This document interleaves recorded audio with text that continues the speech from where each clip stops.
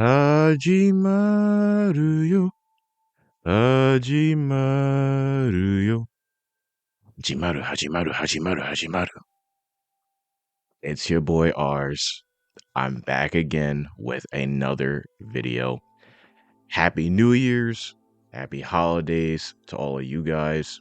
It's a new year, and I figured why not create some content? I got some inspiration right before the new year started, and I decided that I was going to come back, sort of tell you guys what I've been doing. But primarily, one of the things that I wanted to address was a small but very loud minority of the community, or at least I perceived them to be a minority. I could be wrong.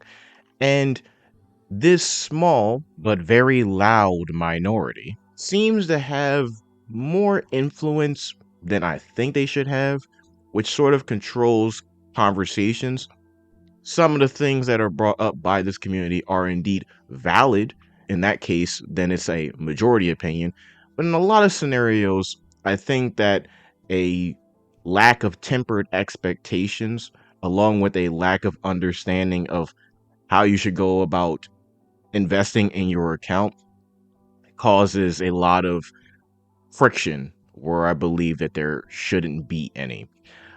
One of the first things that I want to talk about that I saw a lot last year was this community making incorrect predictions and statements that ended up warping narratives on a larger scale. Some of this ends up being supported by websites like Pridewin, and other content creators sometimes prop this up, but I just want to talk about those briefly, and then we can basically go through my qualms with this community, which I have decided to dub the glass half empty community. Nothing is ever good enough. There is always a problem. This is very out of character for me because normally I have absolutely no problem being critical with games, with different mediums. So this is very out of character for me. If you know where I started at, this is one of my secondary channels. I literally became well acquainted with being somewhat popular on YouTube because I was critical of another franchise. And now here I am defending one. Sometimes we just go full circle. But going back to what I was saying, let's get straight into it. Let's get to the point. So, this community, the GHEC community, is what I'm going to call them for short, the glass half empty community. This community has a very, very bad habit of making glaringly incorrect predictions and statements that end up warping narratives on a larger scale. This is literally one of the reasons why I started making Honkai Star Rail content, and that is due to the discussion around Bailu as an example. So if you go on YouTube right now and you were to look up, Bailu builds, or if you want to be more specific, comparisons between Bailu and Natasha and Bailu and Lynx, you will see a lot of older videos, because this is from last year, discussing how Bailu was essentially being power crept by Natasha, that Lynx completely power crept Bailu. This isn't a rogue example. This was something that was a very popular opinion when the game started, and it ramped up even further after Lynx came out. So I obviously took issue with that because I had Bailu and I knew that that wasn't true. She is one of the best healing supports in the game. And if you now look at content creators and their guides for Bailu, you'll see that more recently that a lot of people are realizing, oh, Bailu is actually insane. And it's like, of course she is. There was someone else, as an example, who made a video saying that Bailu was going to be the Chi-Chi of Star Rail. If you don't know who Chi-Chi is, she's a healer in Genshin, and she is considered one of the most worthless 5 stars in that game as a standard banner character. And honestly, as someone who owns that character in the game, I can't help but agree. But in this scenario, Bailu is massively better than her because in that game, you can dodge, which makes healing less important. Whereas in this game, literally every single attack hits. You can't miss. You can either block an attack with a shield and or counter it, or you just get hit outright. That's the only things that happen. Every attack hits. So trying to compare Bailu to Chi Chi in that scenario was already fallacious. But that video, it garnered a lot of it garnered some traction. But if you go looking for it now, the video got deleted. I wonder why that is. Another interesting take that I remember. So back in the 1.0s, maybe you were not around during that time, but we had Silverwolf and Luocha basically coming out back to back. During that time, it was a very popular opinion that Silverwolf's value is massively greater than Luocha's. I profoundly disagree with that because of my knowledge of gacha games, specifically turn-based gacha games. And I knew for certain that there was no shot that a single target RNG implanter was going to become long-term meta in this game. I actually found one of the videos that I commented on, which is an MTash clip, which is entitled "That Is Luocha a Must Pull for Free-to-Play Characters?" On one of my other accounts, even though my comment is inflammatory, I stated, if you're a free-to-play player and you don't pull for Luocha, that is an automatic L. He is an imaginary healer that auto heals, dispels debuffs, scales off attack, and has an ult that does damage. His value is immeasurable right now. Of course, one of the comments I immediately got in response, which ended up ratioing me, is the real L is not pulling for quote unquote Mommy Kafka. Of course, the Gooners beat me. Imagine my shock. By the way, how is damage over time doing? I'm gonna let you think about that. And then I'm going through this and I'm defending my take. We get to the very end of the thread, and you'll notice that one of the comments states, I could tell you right now that your take is going to age horrendously. When we get more healers, Luocha's value will decrease. We already have 3 cleansers for debuffs anyway. Nobody will ever be doing what Silver Wolf is doing. Here's the problem. Nobody will ever be doing what Silver Wolf is doing because what Silver Wolf is doing fucking sucks. It always has sucked. This is how I know that this is like their only or one of their first turn-based gacha games. Because if you play any turn-based gacha game, this isn't always the case, but in most cases, you don't want to have a single target debuffer that is based off of solely RNG. That is absurdly stupid. People were also pulling for her for the mono quantum gimmick.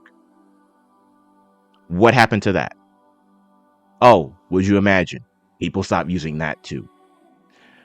I knew that gimmicks like this were not going to work out just based off of experience.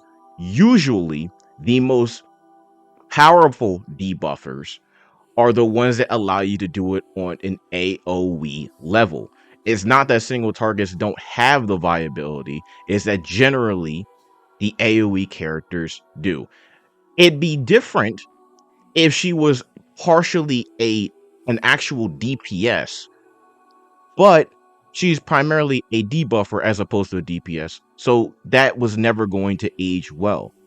Now, with the new characters that are coming out, which are allegedly going to be very HP drain intensive characters, Luocha's value is going to go through the roof.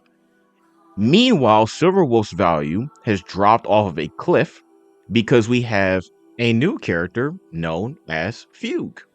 Fugue allows you to literally give any DPS the ability to ignore all weakness types. I knew that a character like this was going to come out eventually. I knew it was going to happen. But people don't, they're unable to see outside of their box. They have a very narrow view on how game design works. So now we see that Silverwolf has fallen off a cliff. They're going to be dropping her, by the way, in the next patch. Why? Who knows? Nobody's pulling for Silverwolf. She sucks. She was already falling off after people realized, wait, I can just use Pela and get guaranteed defense reduction on an AoE level and a single target level. Why would I care about Silverwolf? Now she has essentially no value because of Fugue. Kafka, who people were very hyped over, granted, understandably so, she's a Stellaron hunter. Gooner bait, I get it. I understand. But Dot, I, again, did not see that taking off because I'm like, well, eventually, these enemies are going to get tankier and tankier and tankier.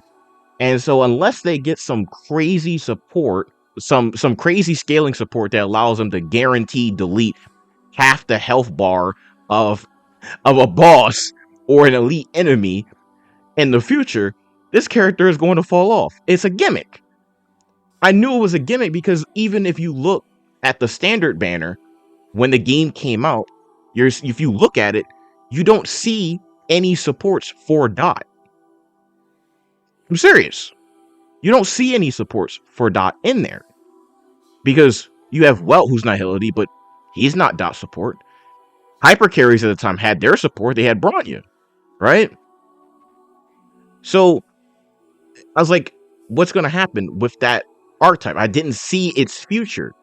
And at the time, the only thing they had Nihility-wise going for them for Dots were all 4-stars.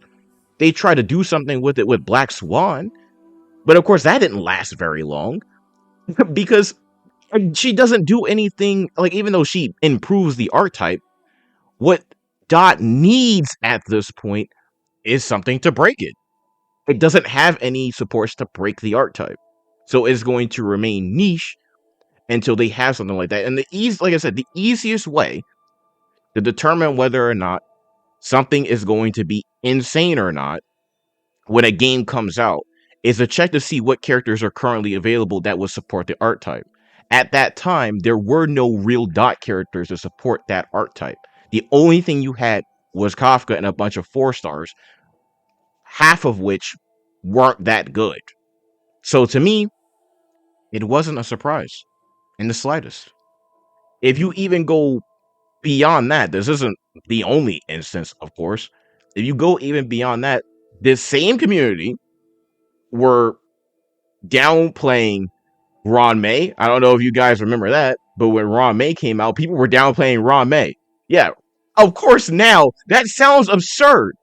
But think about how crazy it is that at one point people were downplaying how good Ron May was going to be.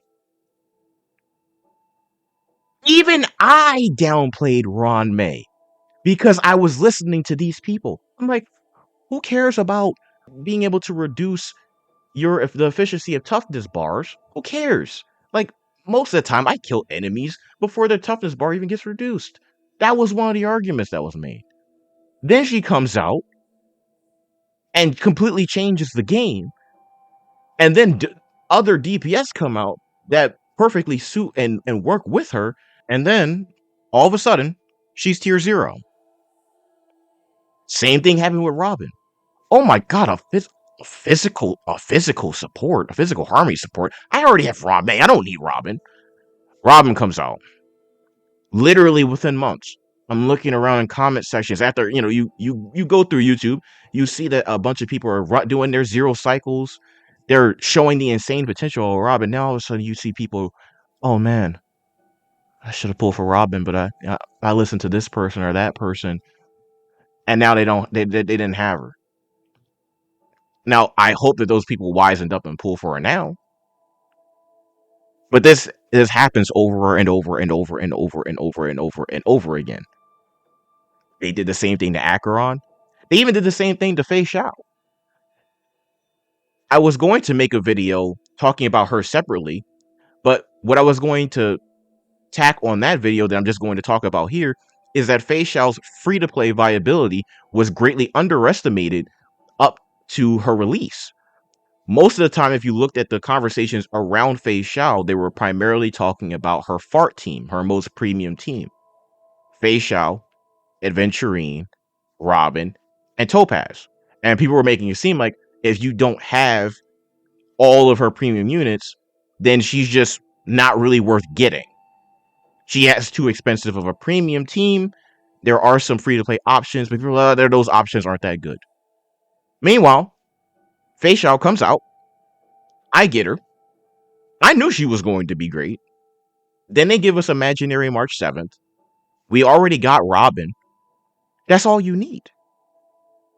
I zero cycled Mach 12 with her when she came out. That was my first zero cycle Mach 12 clear, which was obviously significant because I'm a free-to-play player. Then people were like, well, we gotta downplay her again. And unsurprisingly, this is one of the GHEC's primary tactic when it comes to conversation. You will tell them something, they will not listen. Then when you end up being right, they will downplay and move the damn goalposts. Oh, people were so gassed about zero cycling. It's only because this memory of chaos is in her favor. The bosses that she's zero cycling, they're not even at full power. Well, this memory of chaos that's currently still active, that's going to be going away in a week, less than a week now, I zero cycled that one too. This memory of chaos is in her favor. I'm still not using a full team of limited supports.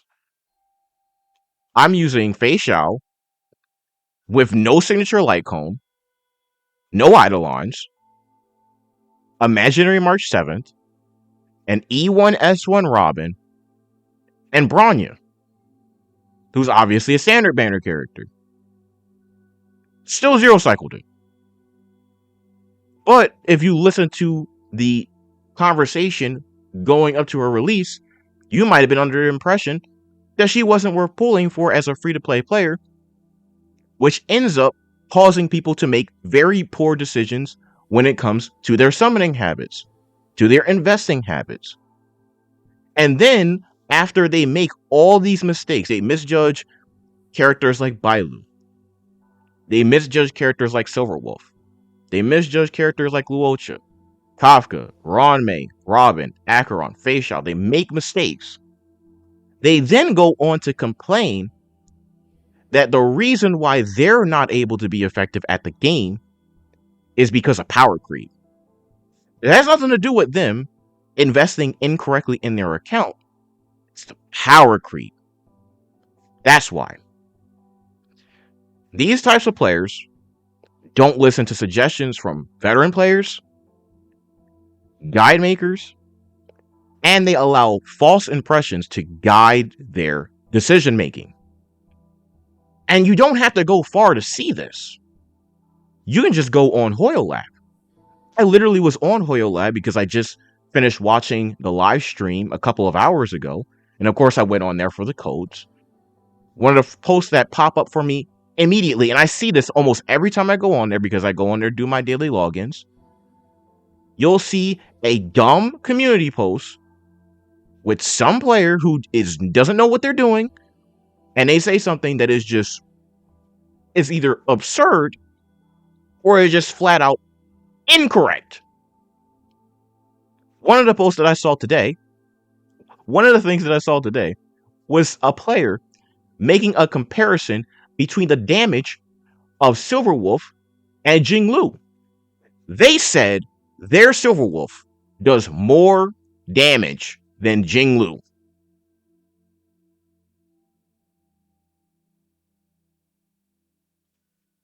Let that marinate.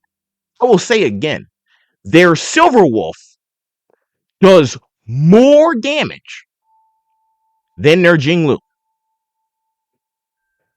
Excuse me, how?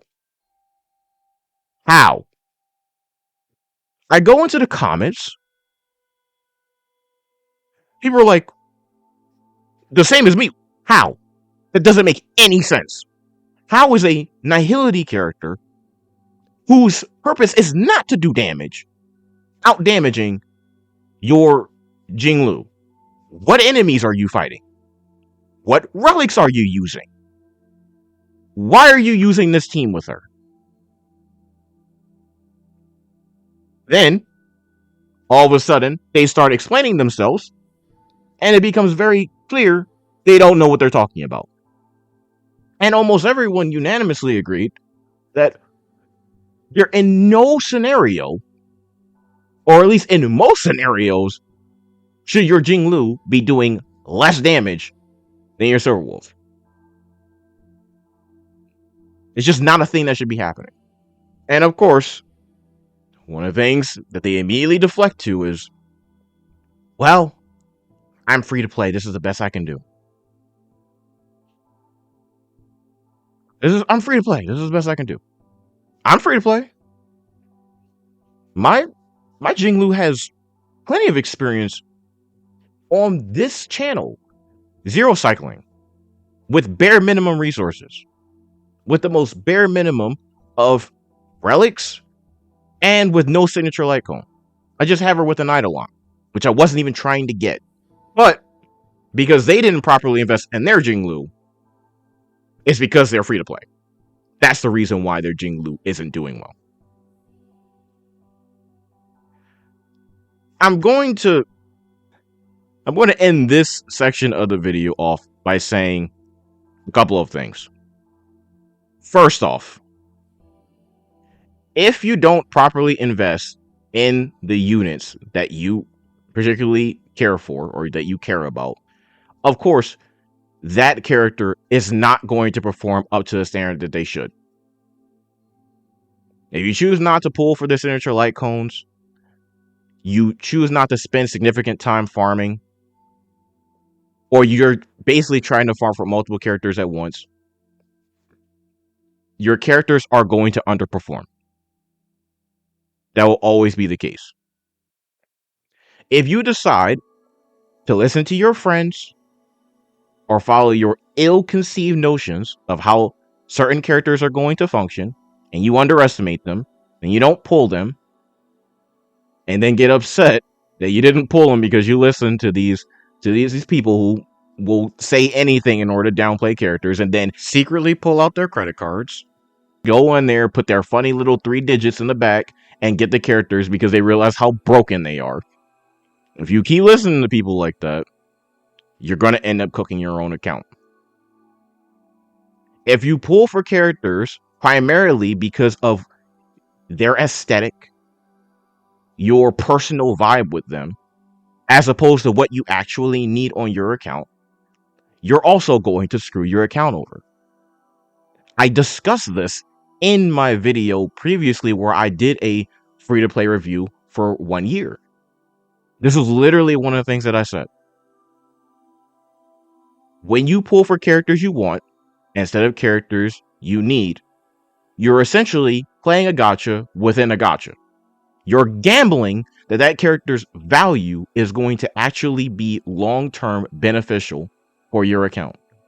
There was literally only one character on my entire account, one, that I pulled because I wanted them as opposed to needing them, and that was Jing Yuan. Every single pull on my account, every single one is intentional. That was the only one that wasn't. You have to be intentional. You have to be deliberate. But unfortunately, a lot of players in this game do not think that way, especially despite being free to play, which makes no sense. They want to be free to play, but then wantonly waste their resources to pull for characters that they don't need, first, or two, that they can't support or properly build. And then they complain that the reason why their account isn't doing well is because power creep, design creep. It has nothing to do with their decision making. It's just because of the developers. It's the game's fault. Always is. But look, that's okay. In the future, I am going to be making a series for newer players who are going to be coming into this game for 3.0. That is inevitable. Even one of my friends is talking about doing so. And hopefully, I can provide some guidance, provide some advice. Maybe if we keep trying to tell these players over and over and over again, please, there is a proper way to play the game. If you just listen, if you just you don't have to follow everything we tell you to do. But if you at least consider what we tell you, just a little bit, try it out, see if it works. Maybe you'll have a better experience in the game. The next section of the video is going to be discussing HP inflation. But before we get there, I want to leave you with some brief words from some of my favorite content creators in the space, Mr. Pokey and Gotcha Smack. Please enjoy. Concern is not clearing with 3 stars anymore, because I think we are a little bit off 3 stars. But survive. If we survive, I'll be quite happy.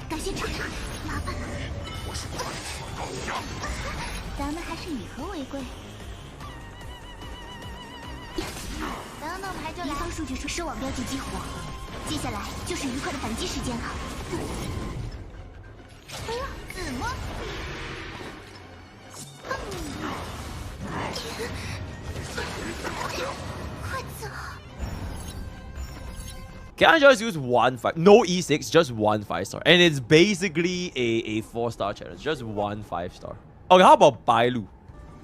A speed buff have even more speed buff. So the speed buff is just infinite fucking speed. Another DDD, fly up. There it is. Bailu, you can honestly just go for a out here. I think we're completely chilling. Very good. It's fine. Prywin, are you seeing this? Prywin, I'm not sure if you're seeing this. My Bailu has 100% ultimate coverage, by the way.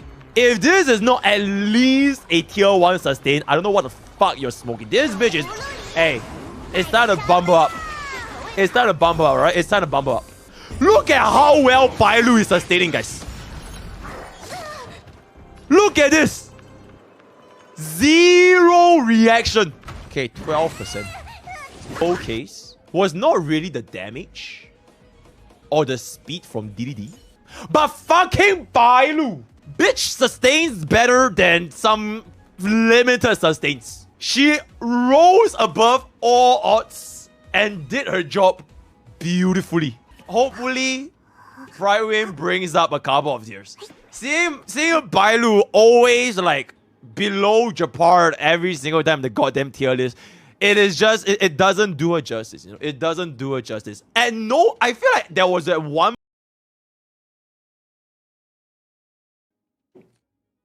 All right, I've had my fair share of testing done. We are done with our dot testing. In my mind, it is definitively ass cheeks in comparison, of course, to the meta. Now, here's what I want to talk to y'all about.